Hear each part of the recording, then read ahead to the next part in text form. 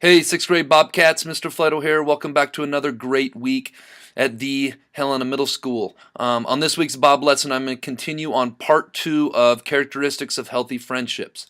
Friendships, no matter what age you are, whether you're a boy, whether you're a girl, whether you're an adult, whether you're American, whether you are from a different country, we are meant to connect as human beings. That's a huge component of our happiness, and sometimes it's tricky to be a good friend, and I think that taking a couple weeks and talking about characteristics that I got from middle school kids, age 11 to 14, characteristics they view to be important in friendships, and talking a little bit more in depth about those and how to do those and how to demonstrate those characteristics is very important. So let's get started on this Bob lesson, characteristics of healthy friendships, part 2.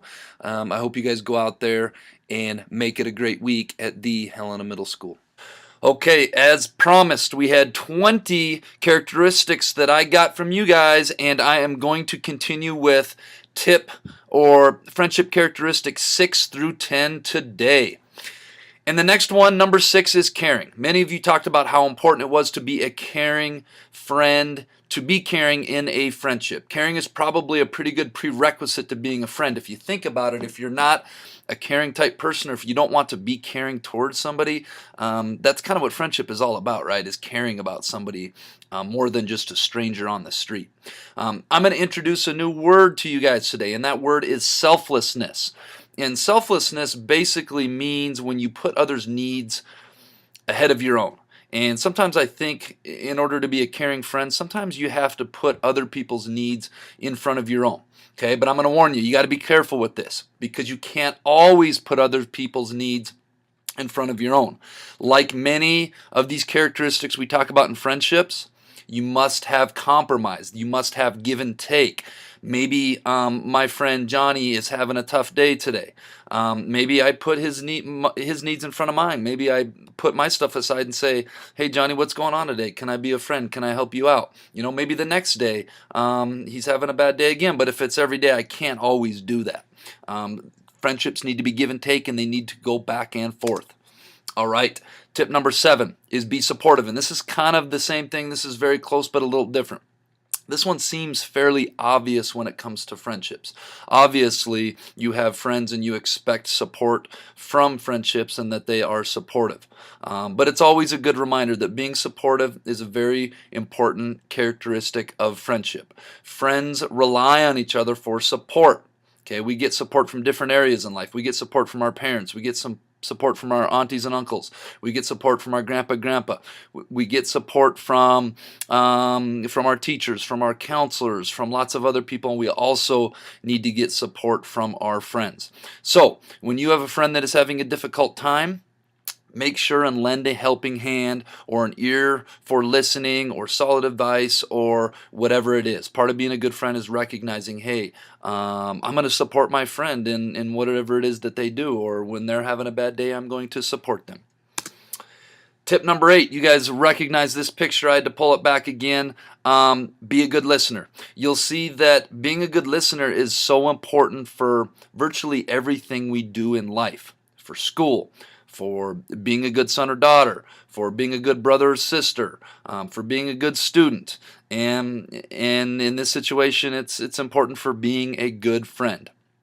Being good friends means being a good listener, and listening to what the other person is saying, giving them your undivided attention. Again, there's a reason we have 2 ears and 1 mouth. Okay, we should be doing twice as much listening with our friendships as we are talking. It is difficult to be a supportive friend, like we talked about in the previous slide, if you aren't a good listener. Tip number 9, have a sense of humor. Okay, if you're going to be one of my friends, this is so important, because I can be kind of wacky and crazy sometimes, and I like to laugh and have a good time. Friendship should be fun, and it should be light, as well as serious when you need it to be. Too much fun and light, maybe we're going to get ourselves into too many shenanigans and maybe too much trouble. If it's too heavy all the time and too serious, that might not be too fun to be around. So we got to find a nice mixture of both. Having a sense of humor in your friendships and being able to share a laugh is critical to friendships. I know one of my favorite things about my friends is they make me laugh all the time. Some of my favorite things about my friends here that I've made, other teachers here at the school, is they make me laugh. I love laughing. I think life is so short, and there's a lot of heavy stuff in life, and there's a lot of negative stuff in life. We all need to spend a little bit more time laughing and smiling, man. It's so important. Make sure you know where the boundary is for sense of humor within relationships and friendships. This is something that's gotten me in trouble in my life. Sometimes I got to know when's the right time to crack a joke, when's the right time to make somebody laugh and have a sense of humor, and I also have to know when maybe is a time to be serious. Sometimes joking and teasing amongst friends can go too far. I was working with some kids this week where I think that happened.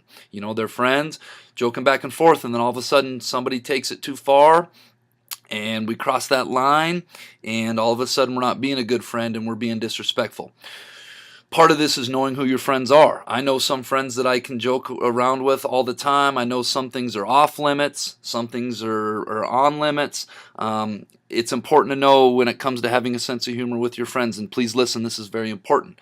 We have to know what our friends' hot buttons are, and we need to make sure we don't press those. My friends know things they can joke around with me about, and some things that I'm very sensitive about, and not to go there. So having a sense of humor is very important. The last one for today is shared interests, and I think this one is so important. When I look at all of my friends as a 34-year-old school counselor, all my friends have a couple things in common. Sports, football, basketball, either played with them, played against them, officiate with them, coached with them, or education. A lot of my friends are teachers, are counselors, are principals. It's just who I am, and you're going to find that you roll in life, and the things that you're interested in, there's a very good chance you're going to make friends in that area. One of the best ways to do this is get involved in outside activities that you're interested in. If you're interested in basketball, go out for the basketball team. If you're interested in track and field and running, go out for the track and field team. If you're interested in gaming, go join a gaming club. If you're interested in reading, go join a book club. There's so many organizations and clubs and things you can get involved in. For our 8th graders that are listening to this Bob lesson, you guys found that out last week at Helena High School when you went around to the upstairs gym and learned about all the different clubs and organizations. And for you 8th graders, this is so important. One of Helena High's mantras, ours is be respectful, be a learner, be responsible, is be involved at Helena High next year. The best way to be involved is to join a club or organizations where you're going to come in contact with people that have similar interests. Many friendships are a result of people with common shared interests. Okay, matter of fact, I think this is number one reason why people are friends. So think around. If you come in contact with somebody that has the same interest in you, invite them to do something. Invite them to hang out. Put in an effort to get to be friends or better friends with them. All right, I had to show a Will Ferrell picture. I saw this on the internet. I thought it was kind of funny. Friendship is so weird. You just pick a human you've met and you're like, yep, I like this one, and you just do stuff with them. And sometimes, that's how life is. All right, that takes us to last week's Jellybean Question of the Week winners, who are Sam Stutz, Sapphire Ferguson, Sam Christensen, Camila Vega, and Billy Massey. Last week's answer was either a candle or a pencil. This week's Jellybean Question of the Week is, what am I?